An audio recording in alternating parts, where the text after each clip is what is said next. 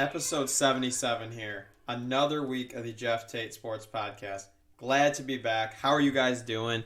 It is crazy that it is already August 4th and sports, they're back.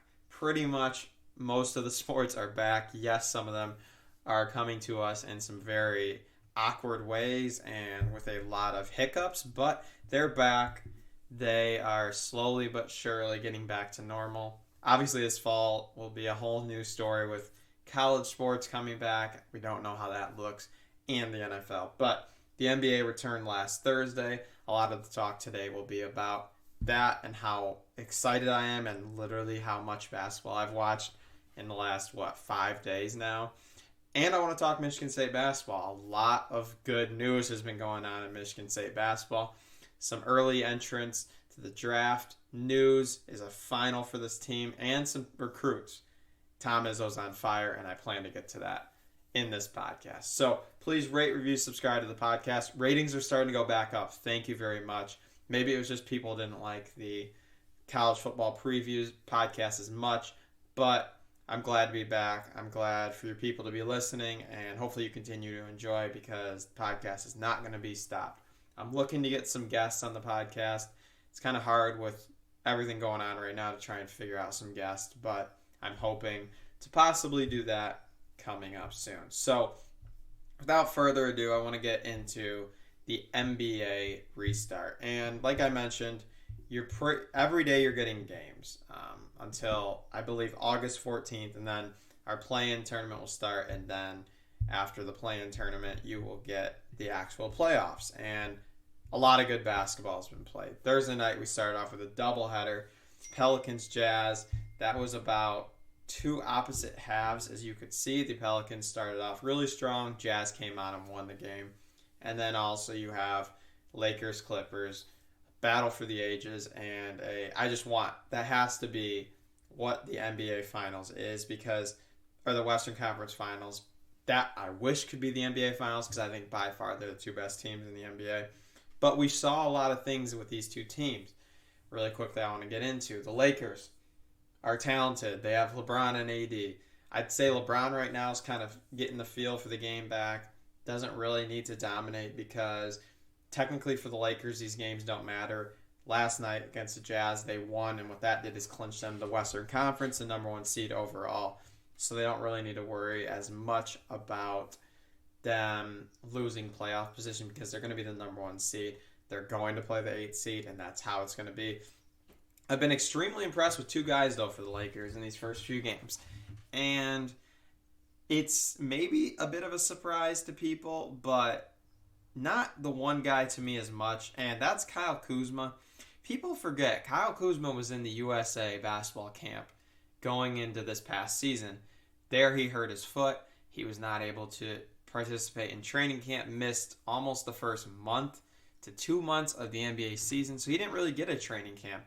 And Frank Vogel is on record saying this quarantine and the COVID break that interrupted the season really helped a guy like Kyle Kuzma because he fully got to experience a training camp where he could get into shape, get into really basketball form, and get ready for the season. And, first few games he's been great.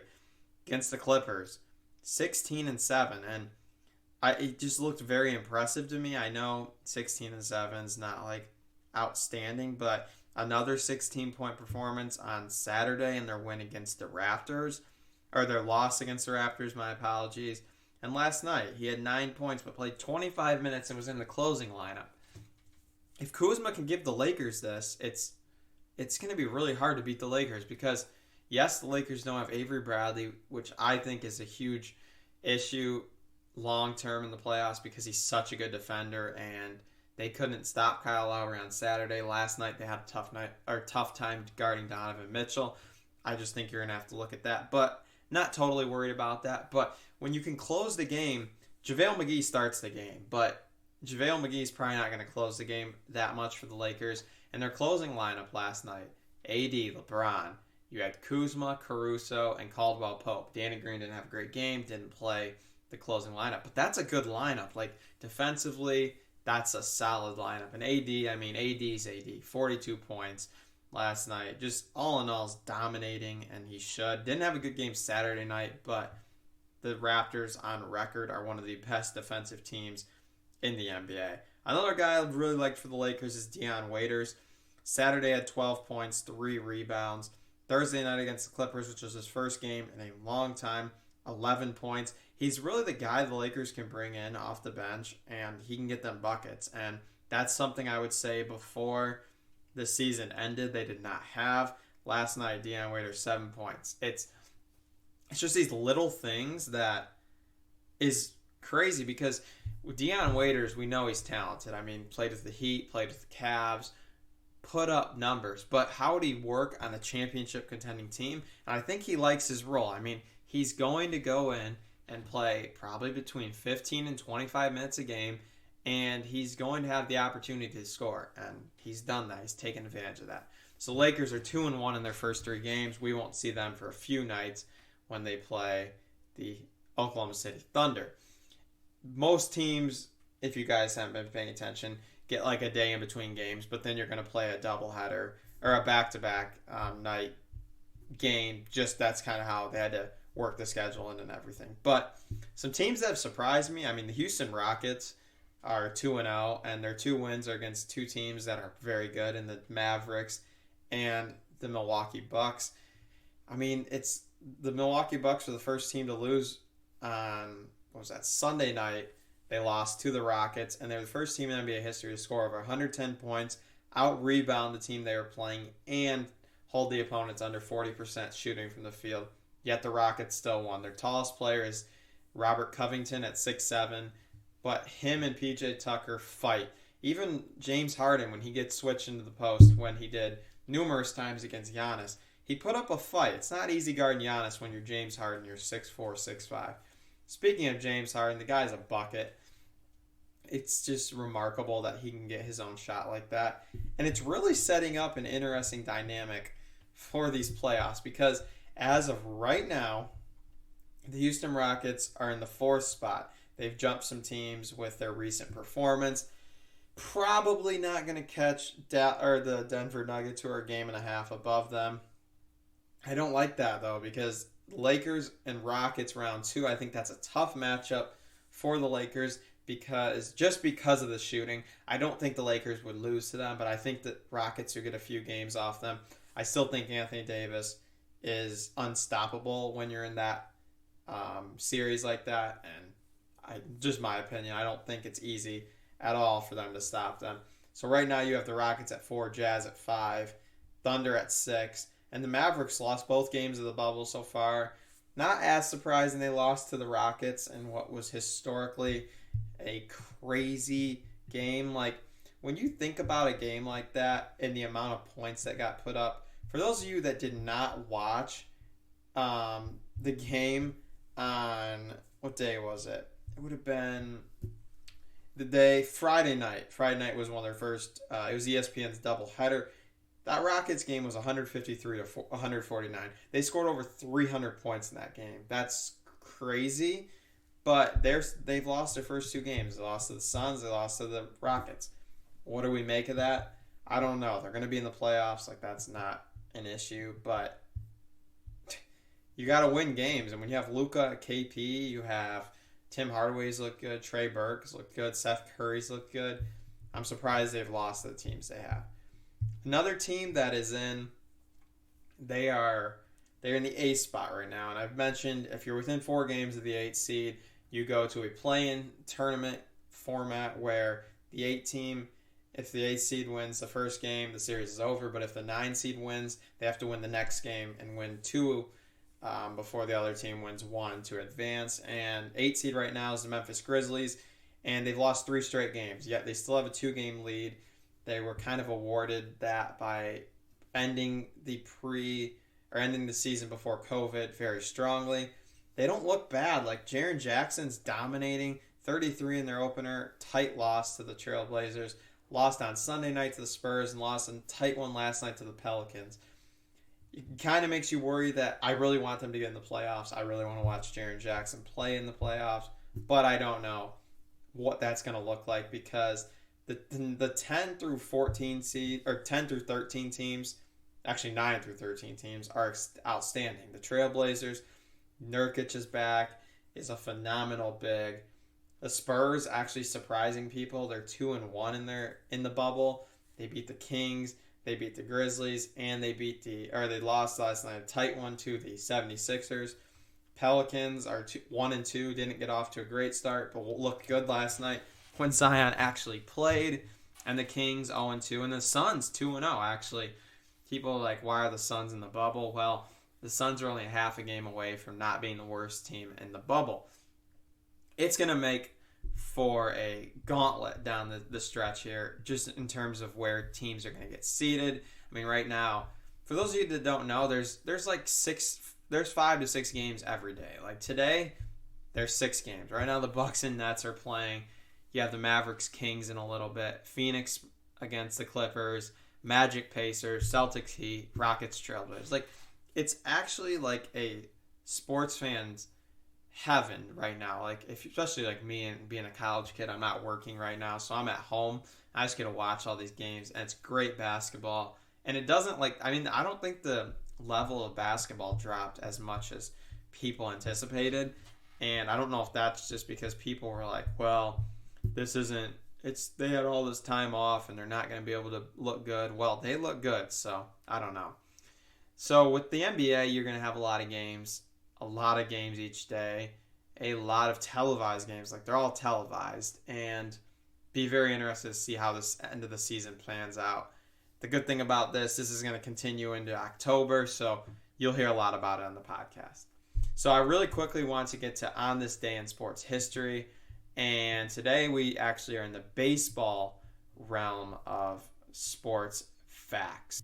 We are back, and it is a very interesting fact today because it's also another controversial. Obviously, my last podcast was Pete Rose. This one's Barry Bonds. So on this day in 2007, Barry Bonds homered off Clay Hensley in the second inning of a 3-2 loss to San Diego to tie Hank Aaron's 33-year-old MLB career home run record. Obviously, Barry Bonds would get to 762 home runs in his career and is currently the all-time leader. Yes, it's a little bit controversial because it's Barry Bonds. He took steroids, but it's still a feat that should be recognized. And right now, there aren't many good on this day in sports history. So back to the podcast, and Michigan State basketball, and I have been waiting to talk Michigan State basketball. Tom Izzo's on a tear. Right now, the 2021 class, which will be the next season's basketball team, like after this year, has 2 commits, and technically probably 4 commits. Max Christie, a 5-star shooting guard out of Illinois, and this kid's a perfect Izzo guy, 6'6", 185, and 2-guard, defends like Gary Harris, probably has a little bit more scoring than Gary Harris. He's the 14th rated player in 24/7's rankings. He's a 5-star, consensus 5-star, and it's just going to be perfect for Tom Izzo. He also obviously has Pierre Brooks in that 2021 class, a shooting guard, 6'5", 180 out of Detroit. I talked about him in the past when they got him. But in the last few weeks, they've had some other commitments. Obviously, this is the 2022 class now, and I've mentioned Emoni Bates. What is there not to say about Emoni Bates? Number 1 player in the country. NBA scouts said he would go number 1 overall in this 2020 NBA draft. All in all, is a phenomenal player, and we don't know if he'll officially play at Michigan State. He says he wants to reclassify to 2021, and if he reclassifies, that will probably push him to go to college. I don't know 100% if that's going to happen, but it looks like he will play at Michigan State. And I would guess 2021 if I had to guess, which is why this is a monster 2021 class. Easily will be Izzo's best recruiting class.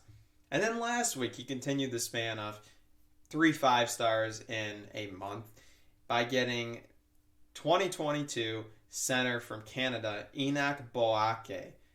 This kid's phenomenal, and will give Izzo, I think, one of his best bigs ever, besides Jaren Jackson, that he recruited in terms of highly touted. Draymond, obviously, is his best big he's ever coached, but Draymond wasn't as high of a recruit as this guy is and Jaren Jackson has been.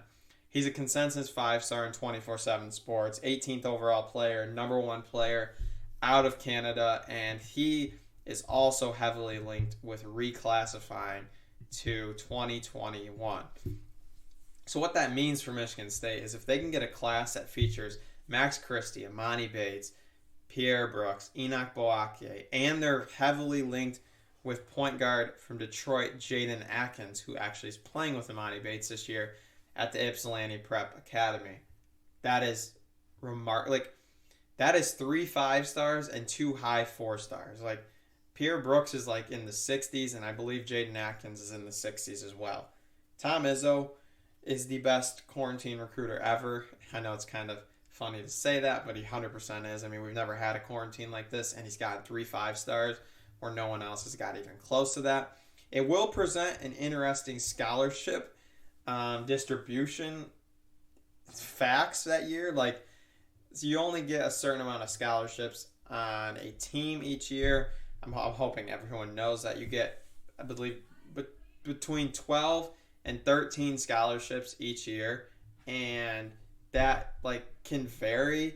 It's kind of weird. You can roll over scholarships to another year. That's kind of a thing that I don't understand as much, but it's a thing. This past weekend we got news with that. I want to get into this really quick and then get back to the scholarship. Xavier Tillman and Aaron Henry still had their names in the draft. They had to withdraw by Monday. And Aaron Henry has withdrawn. He'll be back at school, which is a huge get for Michigan State. And Xavier Tillman's going to the draft. It was kind of expected towards the end of the calendar where they had to announce what they were doing that he would be gone. He's basically been guaranteed a late first round pick, and that's really good for Xavier Tillman. I think he's gonna be a good pro. Good for him. Go make yourself some money. So when you look at the roster for, let's say, 2021, and I want to go really quickly year by year in terms of what guys will be in what class. So in 2022, and that's obviously a while away, your classes are going to look like this. Your seniors, and this would be starting that season, your seniors would be the 6-man class of, well, it was a 5-man recruited class, but they added Joey Hauser. Foster Lawyer, Joey Hauser, Aaron Henry, Gabe Brown, Thomas Kithier, and Marcus Bingham Jr. So right there, 6 players. Then our junior class, Rocket Watts and Julius Marble. That is now, and Malik Hall. So that gets us to 9 scholarships. Our sophomore class would be Maddie Sissoko and AJ Hogard. Now we're at 11. Then you add those 4 recruits that I just said. Max Christie, Jaden Atkins, or 5 actually. Max Christie, Jaden Atkins, Amani Bates, Pierre Brooks, and Enoch Boakye. You're at 16 scholarships. So obviously we need some attrition. It's probably expected Aaron Henry will be gone after next year because he pretty much said this will be my last year at Michigan State, and good for him. He should, I think, get a late first-round grade after this season as long as he has a good year. You also look at a guy like Rocket Watts or Foster Lawyer. I think it's Rocket Watts or Joey Hauser. I think it's pretty safe one of those 2 are gone. Now you're down to 14. You only need to get rid of 1 more. At that point, it wouldn't surprise me if a senior like Thomas Kithier, Foster Lawyer, one of those guys grad transferred and went and got a lot of playing time somewhere else. All in all, Michigan State basketball is in a great spot. It's not a problem what they're in. Finding scholarships isn't the hardest thing and shouldn't really upset Michigan State fans in terms of certain guys maybe having to leave because of how talented these 5 are that hopefully will come in. And Jaden Atkins is hypothetical. A lot of people believe he's a lock for Michigan State, but with all these recent recruits, we don't know if that's still the case. I hope it is because he's another Cassius Winston-like player Tom Izzo could use in terms of being an elite scorer and just an all-in-all a great Tom Izzo guy. So this will wrap up episode 77 of the Jeff Tate Sports Podcast. I look forward to seeing you guys back here Thursday for another episode. Stay safe and have a great time watching all these sports.